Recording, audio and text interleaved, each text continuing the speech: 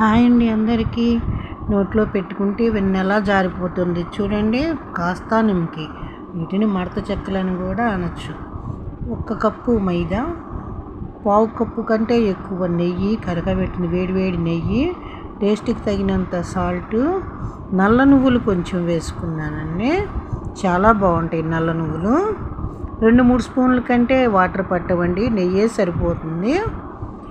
కొంచెం ఒక్కచోటగా ముద్దలు చేసుకుంటే సరిపోతుంది. ఎక్కువ కలుపుకోవాల్సిన చపాతీ పిండిలాగా కలుపుకోవాల్సిన అవసరం కూడా పట్టదు. కొంచెం కొంచెం ఉండలు చేసుకొని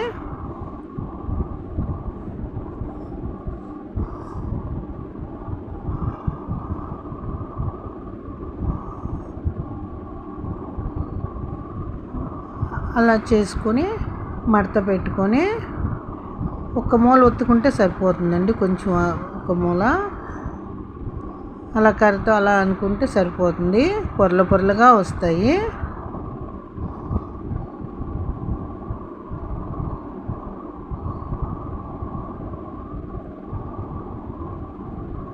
మూల కొంచెం ఒత్తుకొని అలా అన్నీ చేసేసుకొని ఆయిల్ పెట్టుకుని కాగిన తర్వాత వేసుకోవాలండి.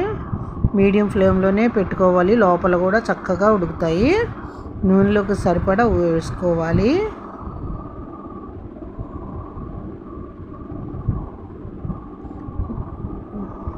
గోల్డ్ కలర్లో వచ్చే వరకు కాలనివ్వాలి. చాలా బాగుంటాయండి. నోట్లో పెట్టుకుంటే వెన్నెలా వెళ్ళిపోతాయి. చూడండి, ఒకసారి మీరే చూస్తారు. కేజీకి 260 గ్రాముల చొప్పున నెయ్యి పడుతుందండి. టీ టైం స్నాక్స్ అండి.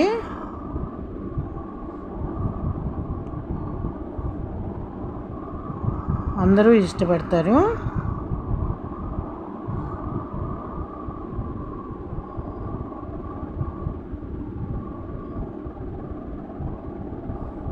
కలవ గంజి వేసుకుంటే ఫ్లేవర్ చాలా బాగుంటుందండి. అంటే ఉల్లి గింజలు.